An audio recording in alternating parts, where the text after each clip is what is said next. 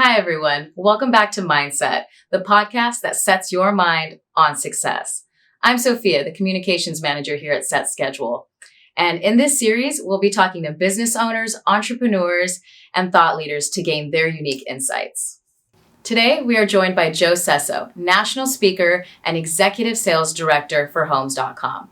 As an award-winning author, he'll be sharing secrets of top-selling agents, and we will also discuss current threats to the industry. So without further ado, let's throw it over to Set Schedule CEO Roy Deckel as he speaks to Joe Sesso. Joe, super excited to have you here with me today. Joe, the executive director of sales and marketing at Homes.com. It's a mouthful. Thanks for being here today. Oh, hey, Roy, glad to be here, and it's always a pleasure to be talking to you. So quick, let's start with the fun part, right? I mean, top selling Amazon book here. Basically the secret of top selling agents. So top selling book that addresses the subject matter of secrets of top selling agents. That's actually a sequel, right? That's a follow-up book for another release that you had. And actually, I'll start with the last question. You're a little bit hesitant in writing this book, The Secret of Top Selling Agents. I'm just curious to know why the hesitation. Well, I was hesitant because I specifically didn't want to just have a sequel, I didn't want people to think that it was, oh, we're just adding on to it. Here's an updated version of the first one. I really didn't, because I wanted to make sure it was completely different. Now, the reason why we use the same name, the secrets, it's the subtitles that vary. The Secret of Top Selling Agents is our webinar program, it's one of the longest running real estate webinars in the country. It's been going on every week since 2007, or every month since 2007. So it's 14 years old, and ever since COVID, we've been doing actually 2 a month. We used to do only 1 a month. So we have this webinar program, and the idea behind the first one was I realized that as big as this webinar is, as long as it's been running, as big as it was, as many people we've had, big names. I mean, we had like Barbara Corcoran on there, Gary Keller, Dave Liniger, we've had Tom Ferry, and it's like all these big names coming on there. And yet you look at the viewership and it wasn't as many as you would think it'd be like 5,000 per one. Or you'd have these watched over and over and over again. And every time I went to an event and I would say, hey, so, have anybody ever here watch one of our Secrets of Top Selling Agents webinars? And I'd raise my hand to see if I get others to raise. And it'd be like one person in the audience every time. So I realized that then and there that nobody knows about this program. And that's like some people have heard about it. If you watch webinars, you probably work. And so that's why I wrote the first book. So the first book, I put I took the biggest names and I put them in there because I just thought the star value would be great. I still made sure that the content was different. So that was all there. And that one was an Amazon #1 bestseller. And I thought, well, how do we top this? I mean, how are we going to top this? We got, Barbara Corcoran from Shark Tank, all these big names. And I didn't want to just put the same names in there again. So when they approached me for the second book, I said, I don't know. Let me think about that. Because the one rule was it had to be, all the content had to come from the webinar. And that's hence the name Secrets of Top Selling Agents. So I started looking through the webinar program, and I'm like, I knew the names on there, but I didn't know how many people, like realtors, would know the names. And so as I started watching the episodes and doing the research for it, I realized that, okay, this can go in a completely different direction. Whereas the first one was more about the star power, this one I could say I could really focus on really important areas of a realtor's business. So that's what I did. I broke it up into what we call the 4 cornerstones of the book. So the subtitle, Habits, Mindsets, and Tactics of Real Estate Super Producers. So people want to know, what are the top agents? What do they do all day? Not just we know they make money, but how do they do that? How much time do they devote to cold calling? Or, how do they start their day? How do they finish their day? What are the habits that they're doing? And is there anything in common that a lot of top producers have? So that was the first thing. And there's like 3 different chapters from 3 different experts that have a lot of the same things in there, which is cool because it tells you that, hey, if one person says it and another person says the same thing, and they have no affiliation with each other, and maybe there's something to that. So that was one. Real estate investing. I got into the real estate business to invest in real estate, a lot of people, I think, probably do that as well. So I wanted to add a couple chapters about real estate investing, and because a lot of agents want to do it, and then you see that many don't even own a piece of real estate. So I wanted to show them that. I also want to do lead generation, because I think when we talk about like what's the biggest topics, every time, and you guys know this is schedule, your agents love leads, right? So lead generation was the third one. And then the fourth one was, how do I build a team? And because I think a lot of agents want to learn how to build a team, but a lot of them are afraid to do so because they think they think about it as a feast or famine business. Some months will be very busy. My team will be great, my assistant. Other months we're going to kind of just be sitting there in a room looking at each other, twiddling our thumbs. And I don't think I'm busy enough to build a team. So we had a couple chapters in there that walked you through how to build a team step by step. At what point in your career you should build a team, who your first hire should be. And that was really the premise behind the book. And I said, if we could do that and pull this off, that'll be great. So that was the reason why I wrote it. And then that one hit Amazon #1 bestseller too, and actually sold more books than the first one. So I was pretty excited about that. Very cool. Very cool. Well, I mean, I love the topic, right? I mean, this podcast is called Mindset, and we have another series that we call Meet the Agent, which we basically sit and talk to real estate agents that are, very, very successful, and we have some kind of like the same questions, and it's an interesting, especially with Meet the Agent, we get the opportunity to really see this common denominator between like-minded individuals that actually drive their business upwards, and then that's why I love your book and I love the subject. So let me actually ask you this. I mean, you talked to great names. I mean, you mentioned Tom Ferry, you mentioned Barbara Cochran. Is there a common denominator that you feel comfortable articulating that represents basically a common ground that unified all the top producing agents out there?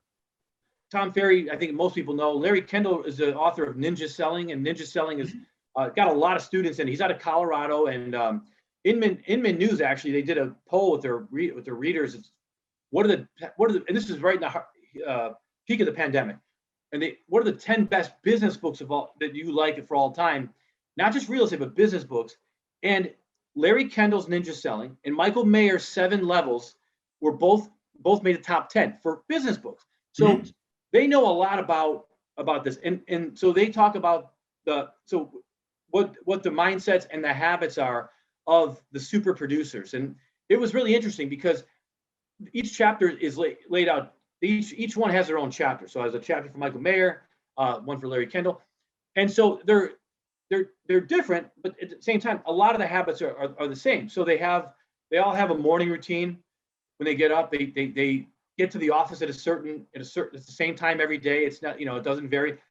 They get up, they exercise in the morning. They take what they call their meds. That's Tom Ferry's one, right? That's Tom Ferry's one. But so Tom Ferry uses that all the time. But there's, I've seen Gino Buffari from Berkshire Hathaway use that. He uses it in his talks. And so these guys, so Michael Mayer didn't say meds, but he was talking about the same thing: meditation, exercise, diet, and then the S was something like sleep. Sleep. I don't know, something else. Sleep was the other one. You gotta get your sleep. Yeah, that's what it was. So pay attention.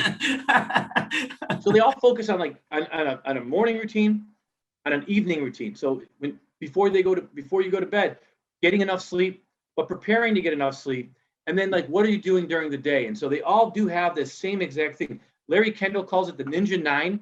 So there are 9 habits that successful agents have. 5 of them are weekly, or 4 of them are weekly. 4 are daily habits. And then Tom Ferry's got his own routines. Michael Mayer actually did an entire webinar on the 4 habits of super producing agents, and that's where he talked about these 4 habits. And so they all kind of have their different approaches, but they're all very common. So those are things that we see and how they do that as far as their routines. But I will say that the one thing that is really important is how the top agents actually, they take the hardest thing they got to do all day. So for a lot of people, that's it's probably prospecting, cold calling, and it's so easy to put that off. And so what Larry Kendall, Michael Mayer, and Tom Ferry all say is they block off that time every day, the same time every single day, block it off, and they know they got to get that done. That is pretty much how they're doing it. Now, not everybody, producing agent does that themselves anymore. If they have a team, might have a dedicated team that does that for them. But that's one of the things that a lot of agents don't like to do, is make cold calls. But that's what they talk about, how they do it, and that's how they get through it. So it's funny. I think you took some of my questions because you're so clear with your messaging, right? But interesting, So you got questions already. So I'm going to ask it anyways, right? Because you talk about this 4 cornerstone of biz dev of the common denominator that you learn from the conversation with the agents. But is there anything, one singular thing? I mean, you talk about prospecting and cold calling, right? But is there any, I guess, secondary, primary point that you think is extremely crucial from your studies, from what you've learned from talking to top producers, that is extremely important for the average Joe that is trying to get into the business? So I think the hardest thing for people with cold calling, or even calling and I say cold calling is one thing. I would say the second thing would be like calling your sphere of influence. So Larry Kendall, for example, is very big on referral business. So the thing is that it's funny because every time what we talk about, like on the webinar, building a pipeline for business, a lot of agents are like, yeah, that's cool, but no, I just want more leads right now. And we're in a very transaction focused business. People want to know where their next transaction is coming from. Here's the best part about it though. If I'm generating leads, no matter where the sources are coming from, and I'm closing deals, that's great. It's a transaction, but why toss them away? Why put them on the shelf now? Why not take that transaction I just closed and hopefully I provided a good experience for that my buyer or my seller, and then leverage that into referrals and more business in the future. That's what Larry Kendall talks about. And what it is people don't like to connect with their sphere or their past clients because a lot of them don't know what to say. Like, okay, if I call you on the phone, what are we going to talk about? So he breaks it down. Now this comes from this, and as I learned this as I was doing my research, it came from Howard Brinton originally, who I dedicated the book to, and I'll talk about that in a second. But Larry Kendall talked about these Ford questions. Ford, so like the truck, FORD. And so he says, if you can break this up, and when you're making a phone call to your sphere of influence, if you ask Ford questions, you're going to actually get a really good conversation going and learn a lot about what's going on in that person's life. So it's another acronym. So Ford, F is for family. And I think in the days of Facebook, it's pretty easy to get this initiated. You can go on, your daughter just graduated high school. That's family. So I can say, you can call them up. Congratulations. I saw the pictures. This is great. Where's she going to be going to college? What are you guys doing for, your graduation party? How are things with that? And then O is occupation. So what's going on at work? How are things? How have you been handling everything with the pandemic and everything? And then R is like recreation. Like, what do you like to do? People love to talk about their hobbies and stuff. So so you get into things like that.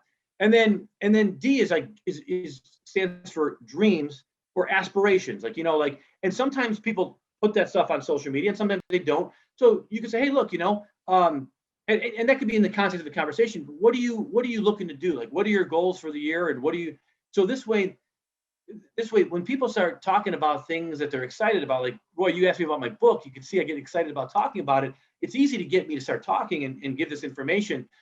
If we talk about the Ford questions to people and they're answering them, over the course of that conversation, the agent can pick up some really good clues as to what might happen. So if their daughter is graduating high school, and let's say that's their only child or it's their last child that's graduating high school, looks like there might be an opportunity for them to maybe want to downsize now. And, if occupation means that, hey, I can work, now that with COVID, my boss allows me to work from anywhere in the country.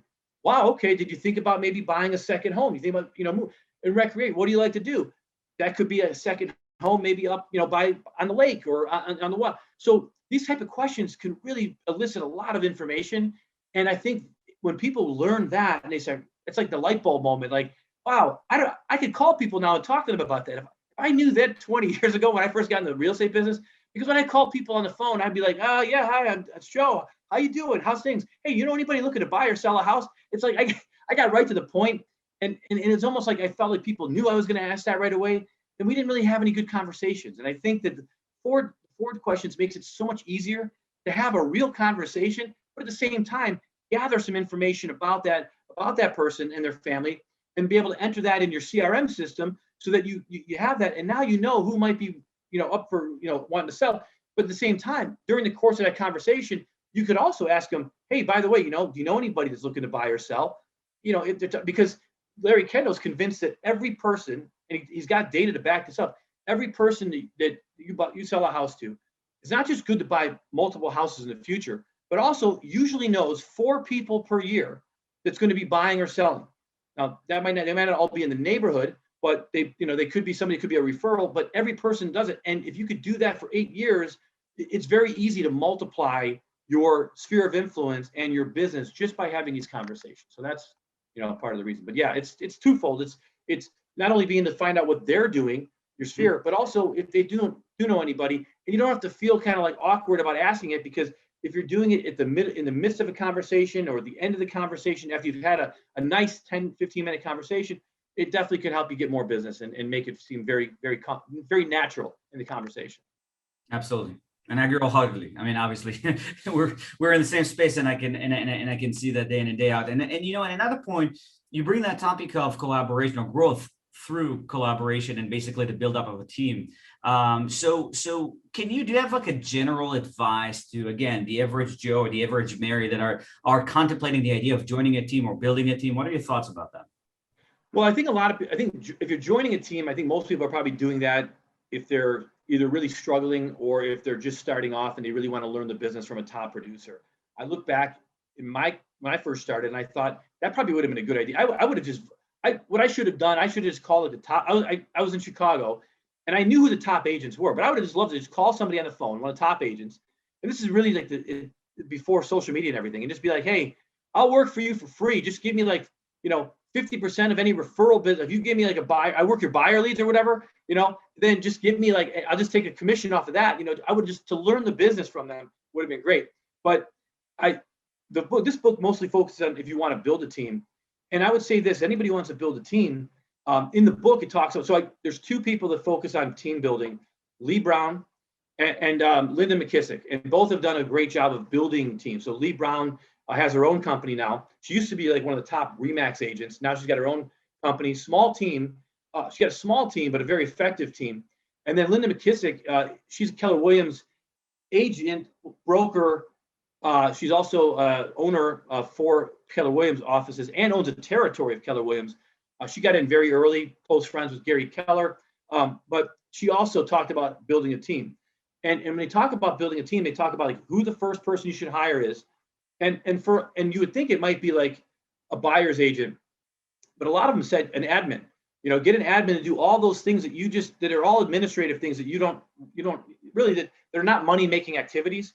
So things like entering a listing in the MLS, handling your being like an ISA for you, answering the phone if somebody calls you, directly, and then being able to hand it over to you, doing the clerical work, responding, getting all that stuff, that kind of stuff they recommend. But if you're going to go with the buyer, like in a buyer's assistant, because you're getting a lot of leads that are coming in, then they're basically saying that, look, you can always fill in. You can always, if you have enough business to do this, you can always find stuff for them. But their suggestion is this: once you get to a certain level and you feel that you can't, there's only so many hours in a day, so you can't produce anymore because you pretty much hit and that'll happen to everybody. They'll top out on their own at a certain level because they just can't, they don't have the time to physically get out there and show as many houses and do it as much. So they'll plateau somewhere. Before they get there, they should have an assistant. And by doing that, they're able to basically alleviate that and be able to have more time for themselves, but also to focus on the money-making activities where the assistant can take care of the other stuff. They even walk through how to hire the person, what to ask them. But I think the most important thing is when you do hire an assistant is that you have to define the position really well, like what it's going to entail. And you need to train them to that, to what your expectations are, and not just assume that they're going to do it the way you want to do it. And I think that's where the disconnect is. But here's the thing. We talk about this a lot. And I would say this. I know that a lot of think about doing the things that you don't want to do. If I could go back and do it all over again, Roy, what I would say is I would hire that assistant. And even in the slow times where wasn't getting buyer or seller leads, I would get, and I know that people are going to hate hearing this, but I would get rental leads. I would buy rental leads and generate rental leads because I don't want to work them, right? I don't want to work them. But you know what? I'll hire somebody to work them, and we can still do that, and we can build that pipeline. We can rent out. I can still make small commission, because think about this: how many new agents get in the business every year? And it's so funny that here they are, they're pretty much drowning. We know that 50% of new licensees don't renew in 2 years. Mm-hmm. So sometimes it's because they do it part time. But if I'm starting full time in the business, I'm going to take anything I can get if I really want to survive. And if I'm new to an area or I'm new to the business and I don't have a strong sphere of influence, I would start working rentals, because if I worked rentals, I know that I can close 2 or 3 rentals a week. I can grind out a living to pay my bills. And eventually some of those renters, they're in my pipeline now. If I follow up with a good CRM and follow effective, they're going to buy out, they're going to turn into buyers. Not only that a lot of people that come in as a rental lead actually have a credit score that can have them buy a house. But they're a millennial. All they've done is rent their whole life. They didn't realize that it might be actually cheaper for them to buy than to rent. So that's where if you want to get an assistant and have them do the things you don't want to do, why wouldn't you get rental leads and do that? So anyway, that's the thing that they didn't specifically talk about that. I'm adding this in there as extra content, but I don't understand it sometimes. So that's why I think that'd be great. That's what I would do all day. When the recession hit in 2008 and you couldn't get subprime mortgages, I literally was putting ads in the papers saying I can get you in a rental property. And I had to grind it out for a while there, and you have to do that. So it's that you got to do what you got to do, especially if you want to stay in that business. So that's my advice. But if you want to build a team and you don't know, you don't know if you're going to keep them busy enough, and get rentals, get rental leads, because you'll keep them busy and you'll still make some money from the whole thing. So. Absolutely, 100%. And in production, as they call it, it's I don't remember. Put a red pin on this, Scott, because this should be like a headliner comment. In my opinion, this is like an MVP statement, because it's very difficult for people to be contrarians, but this is the contrarian 101. I mean, if you take the action against the wave, against what others are doing, you have basically a pool of opportunities that are probably more receptive to talk to you, meaning better leads, quote unquote, double quotation mark, but ultimately less competition as well. So it's a non-saturated environment where you're actually able to differentiate yourself and get a deal done. So I'm 100% with you. And actually on that note, I kind of want to go to this creative question of, in a tech world, they take every task or every project or every game plan or goal and they SWOT it. They analyze the strength, the weakness, the opportunity, and threat. I actually want to talk about the threat, because that's actually, I think, what drives a lot of agents. They're operating on a fear of threat or failure. And I'm just curious to know your take on this from your experience in your book, or talking to, obviously, the individuals in the webinars. What do you think is the biggest threat to the industry, in your opinion? And I'm talking about the real estate agents as an industry. Well, I mean, I'll tell you, it's one of those. It's like it's the 800-pound elephant in the room. It's kind of like one of those things where sometimes agents. Think about it like the agents. If you're in a hen house and a wolf comes up and says, "Hey, I've got some some food for you. Can you just let me in? I just want to bring it in here." Whereas the hen house could be, the agents, the wolf could be something like Zillow, who originally said they weren't going to get into, brokerage. Now here they are, they're a broker. And so but at the same time, now they're providing these people, still pay them, enable them to grow their business. And, 10 years from now, 5 years from now, who knows what's going to happen. But now they're looking at it like, as they're doing that. So agents paying them to do that, it's to me that's a big threat, because I think that it's like the inevitable is happening. They weren't going to get into brokerage, they got into brokerage, they were, and it just kept doing things, and people keep paying them, and every time I go to a big conference like a Keller Williams or a Remax, they're out there. Gary Keller's like, I don't know why you guys are paying Zillow, I don't know why you're doing that for them. They might be a portal that your clients are going to look at for real estate, but at the same time is that they are going after your business. So to me, I think that's probably the biggest threat.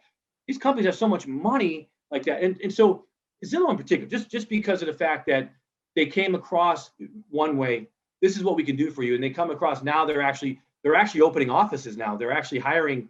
I saw an ad, they're hiring in Miami for brokers to actually, sell real estate. So To me, that's a big threat. Isn't it though? Not to digress, but isn't it for just the Zillow offers, just for the property that Zillow owns?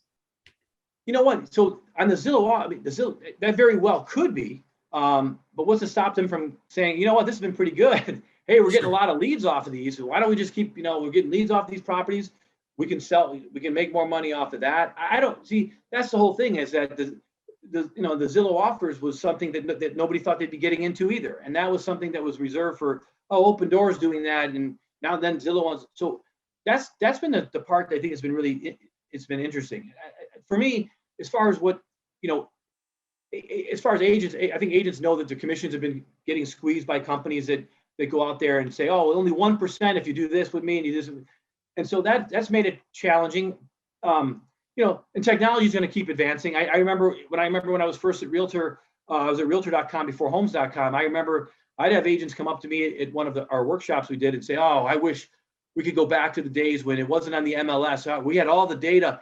I'm like, yeah, you know what? I think the cat's been out of the bag there.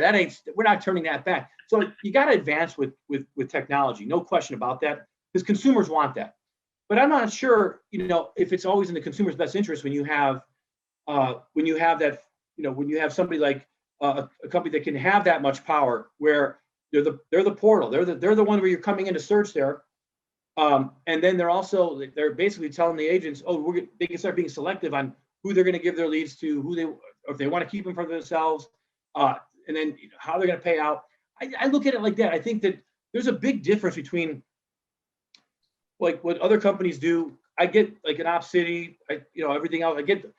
There's a big difference in what they do and what a company like Zillow does. Because Zillow comes in and saying, we're this, we're that, like a set schedule, of course, right? What you guys do is totally different.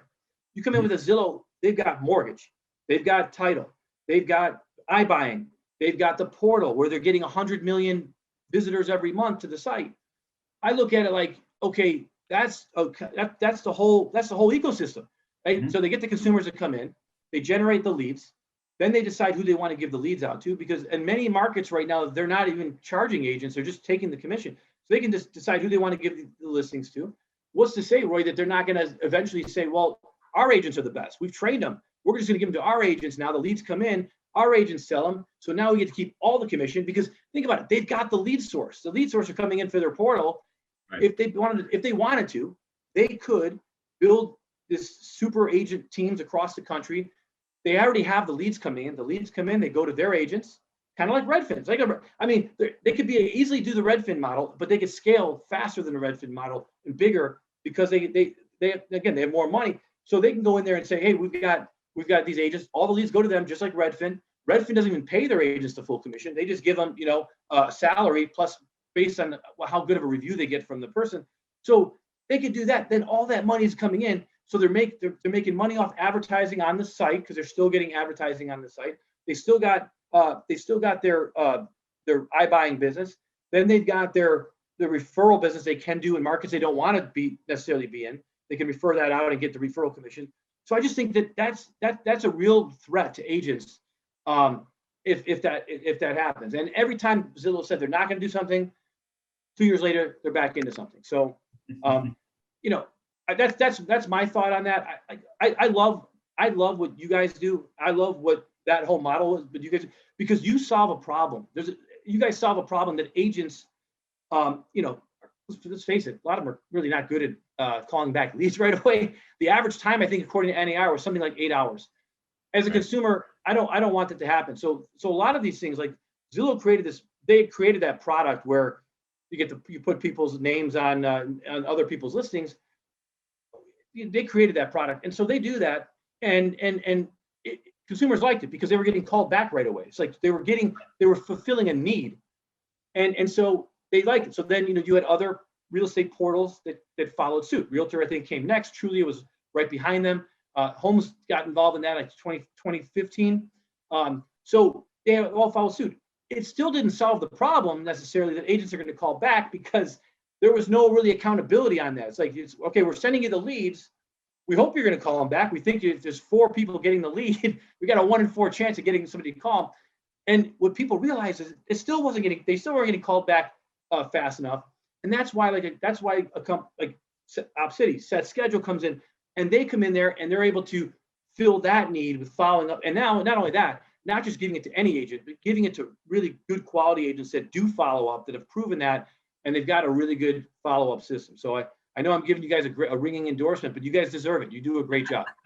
Thank you, Joe. Another red mark, another headline here. So we'll make sure that Alan takes all the headliners. But no, love it. But you're very passionate about the thread. So I do want to expand on it, but I want to make it shorter. So I'm going to ask you this, because Silicon Valley and the tech community is actually trying to create a different kind of mousetrap. That's my personal opinion about that kind of concept. But the e-broker, right? The e-agent, the consumer to consumer, the buyer to the seller, direct connections and direct transaction is a big thing in Silicon Valley. I remember that some venture capital funds said, I'm very excited about the technology, but put this thing aside. I'm more excited about you explaining me how you're cutting the agent out of the equation. What do you think about that threat? Is it real? I think that, I think that's kind of been out there to some degree since real estate's been being sold, because for sale by owner, if I'm selling my house by owner, I'm doing it myself. I have somebody else coming in, but there has to be a reason why 90% of FSBOs, end up listing with an agent. And you think about why is such a high percentage? It's because sellers don't know what they're doing. So, or not only that, maybe not that. In some cases they don't know what they're doing, but in other cases they just get tired of wanting to do it, and they're just, they think about that. Okay, if I'm going to try to buy from you, and or I have an open house, I don't know who's coming in my house. If somebody calls me and wants to see the property, I don't know who they are. And we hear about the safety concerns.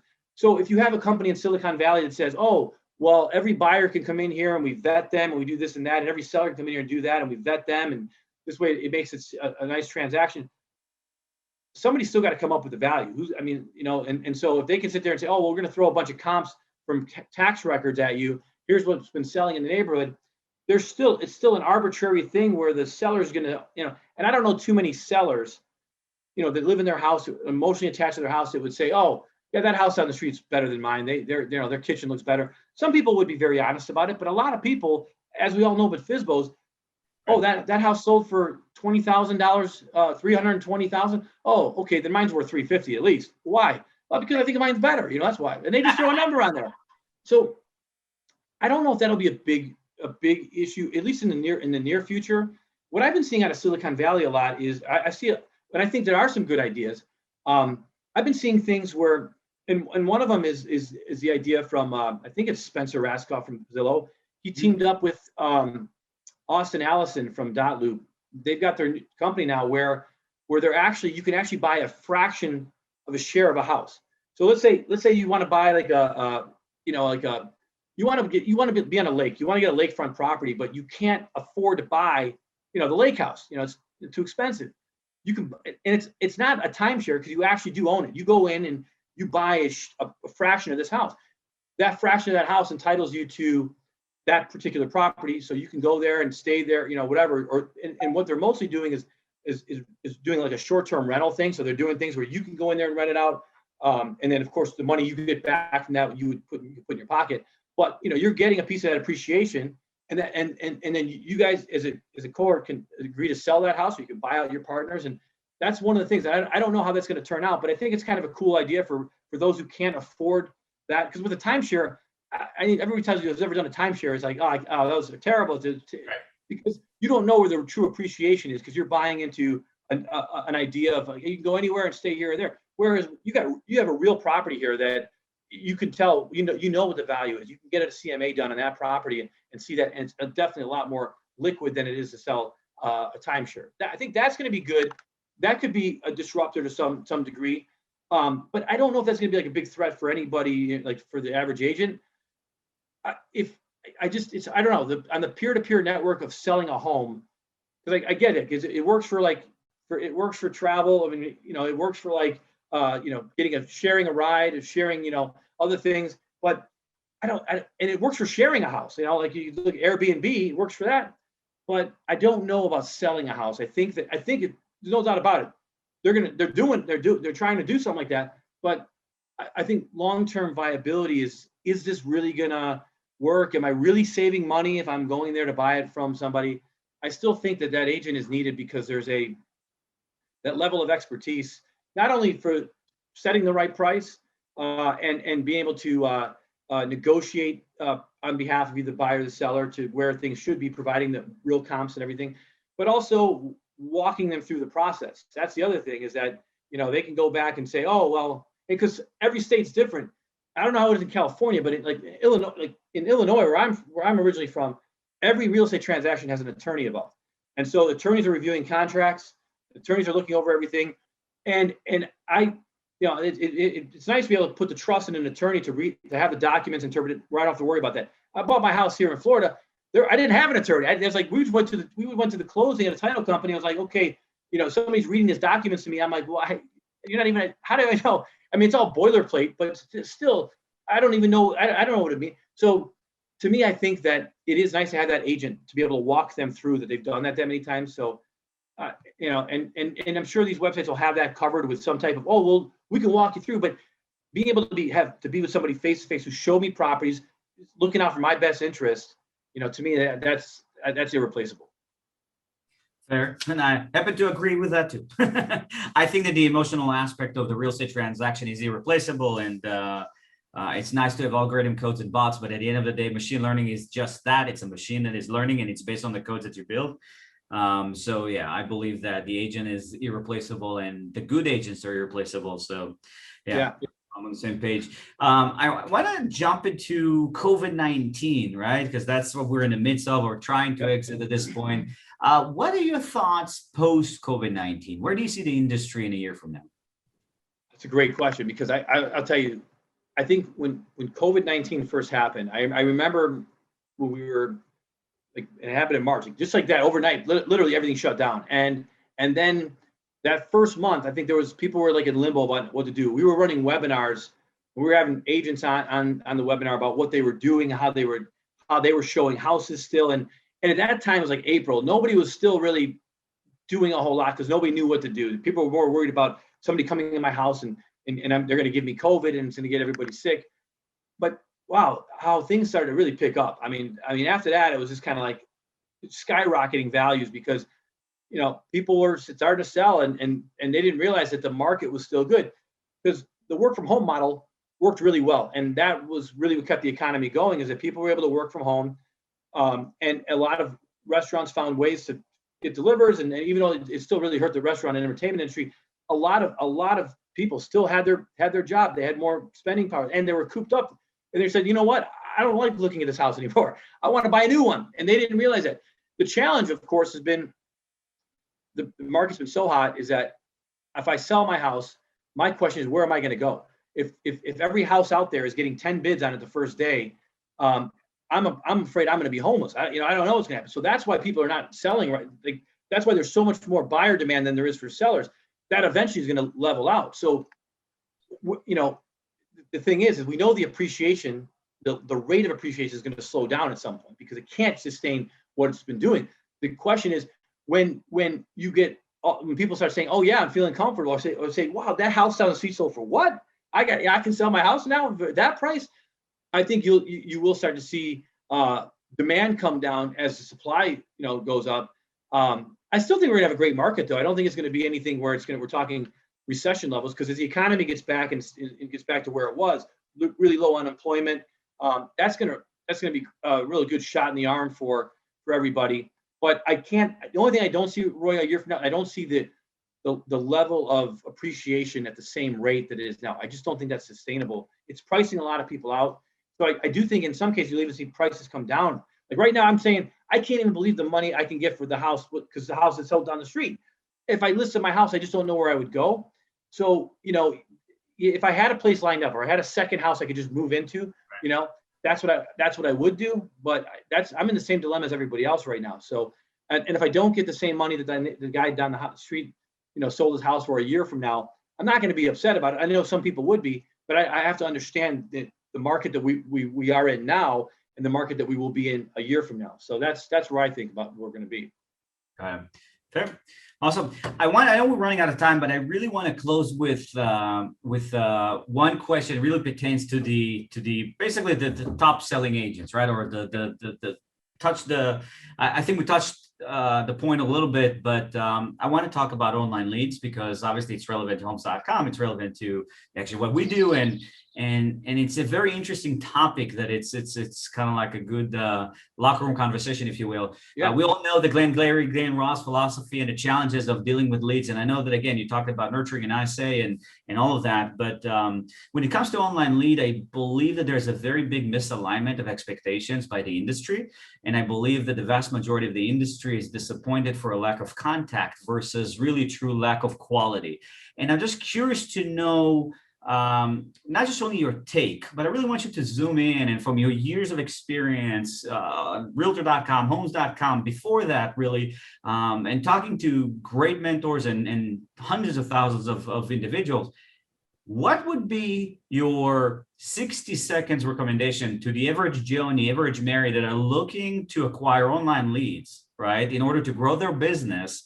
How would you set the expectations right? How you would preface what an online lead is and how an average producer should treat an online lead engagement once they actually bought into it? And I've only got 60 seconds to do this, you said, so I'm going to have to really get it in there. The first thing I would say is this: no matter where you are in your business right now, Tom Ferry says that the top 3% of agents in the country have more than 10 different lead streams coming in. So if you think, oh, I only get referrals, I only work on this, I work on that, you can always have more. So online, I believe online lead generation is essential for business. I mean, you have to have that. Now, the only question is, I think, is where you're getting the leads from, because what we're finding is like Facebook leads, for example, are more top of funnel. They require more nurturing. If you get Facebook leads to come in, don't have the expectation that every single lead you get there is going to be like pretty much ready to buy. So that's what we're seeing there. When you get a lead that comes in on a real estate portal like say homes.com, where they're actually inquiring about a specific property, to me, that's more of a bottom of the funnel where they're really like, okay, I'm getting specific now. I want to be right here. So I would say to them is that, we're depending on where the source is coming from. If it's coming from Facebook, it's probably going to be a more top of funnel. It's going to take more nurturing. Don't give up on that lead.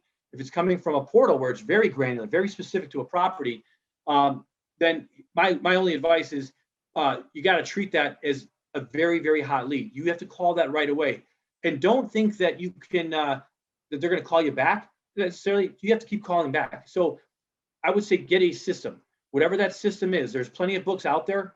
One I recommend is like Conversion. It's a Conversion Code by Chris Smith. It actually has a formula about how to follow up with leads through phone, through text, through email. A lot of really cool techniques in there, and it's a great book. And it's one of those books. Is it also a bestseller? But it's one of those books where it gives you literally the blueprint about how to follow up with leads, how to do that. Now, for some people, look, life happens. We can't predict what leads are going to come in. So Roy, I hate to say, I'm going to give you another endorsement here, but I would say that if you have a problem, and because if you can't call back the leads because you're too busy, you're missing out on big commissions. You need to have a service or hire somebody specific to do it for you. The problem with hiring an assistant to do it for you is you can't predict when leads are coming in. So you might be paying them for many hours, for predicting when one or two leads might come in. That's where I'd definitely recommend a service, because every second matters. And if you might think, oh, well, I called them back in 8 minutes and they haven't called me back. I've been calling them. It's probably because in the first minute or two, somebody else called them. They made contact with them. They set up an appointment, and why they don't need to see anybody else right now. That's my advice, is that if you're going to do it, check where you're getting the leads from to see if they're more top of funnel or bottom of funnel. Nurture and top of funnel, but definitely focus on winning that, and don't give up too easy. I think that a lot of agents give up way too easy. They call for one day, they call second day, they call third day, if that, and then they give up on it. Never give up on these leads. You never know what's going to happen. So that's my advice. I'll give you one quick story. When I bought my house down here, I originally was working with another agent, and I said I wanted to hold off the search. So I said, no, let's hold off right now. I'm just not going to. The house we wanted, it got bought. Like, we got in a bidding war, we lost it. So I was kind of discouraged. I took 2 months off. The agent stopped calling me. I went to an open house 2 months later. I saw another agent, and this guy was really good. He not only like toured me that house, but he also gave me flyers for other nearby properties, which he showed us later that day. He made the appointments, and then we ended up buying one of the houses. And so So never give up, because you never know what what happened in the other person's life. It could be the fact that he got discouraged about another house. It could be there's something going on in their life. Maybe it's a health thing. Maybe it's something else with work. You never know. And so just don't give up on them. They're always going to be an opportunity, and you just never know. Awesome. Perfect. I again agree wholeheartedly. Obviously it makes, complete sense. I mean, we call it, we used to say, an online leads is a little bit of a step up from a cold call. So, I mean, you get a little bit more information and indication of interest, but you really want to work hard to nurture and to get to the point of mode of connection. Because once you have the mode of connection, meaning you align your time frame where the consumer can actually talk to you and now you're connecting, that's really the next part of the funnel. Obviously, as you said, the bottom of the funnel. And from there, you get into obviously the advanced nurturing of the transaction. But no, I agree with you completely. As I mentioned, I guess the last thing I really want to have you share with us. I mean, we know that Homes.com now is part of the family of CoStar, and whatever you can, I mean, within the confine of what you can say, I would love to hear what's next for Homes.com. Well, it's a great opportunity, because, Homes.com without CoStar is a privately held company. So people always ask, where's your commercials on TV? Why? You can actually find one on YouTube. There's actually one that we ran for 10 weeks. I think it was years, like 6-7 years ago. And what we found was that it got an initial lift of traffic, but it quickly went back down a couple of weeks after we stopped playing the commercial. It's extremely expensive. We can't do it. So the nice thing about it is that when you have a company like CoStar, the size and scope of what they do, the easiest example to take is take Apartments.com, which is also a CoStar company. Prior to being acquired by CoStar, they had very little market share. I think out of the top 15 rental companies out there, they were somewhere in there, maybe like number 7 or 8.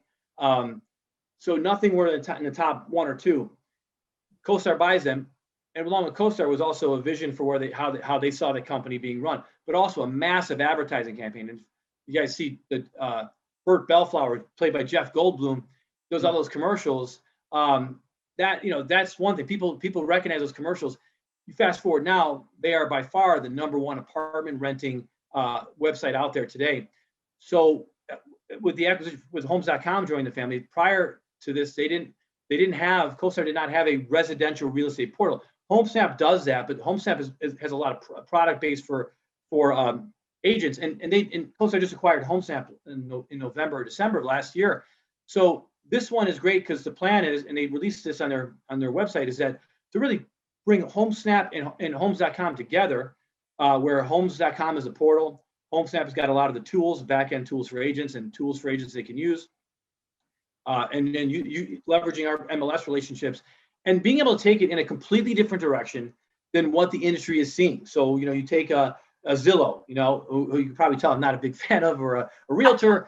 And I used to work for realtors, so I think they've done some great things over the years. But again, I don't know where the direction is going now. But you take that, and it seems they're very focused on getting advertising on other people's listings.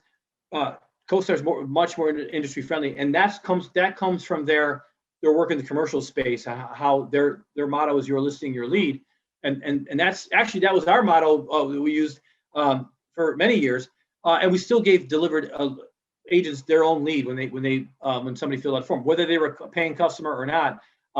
But the difference is CoStar is taking a step further. It's going to be your listing, your lead. So we don't know all of the different products. The deal just closed last week.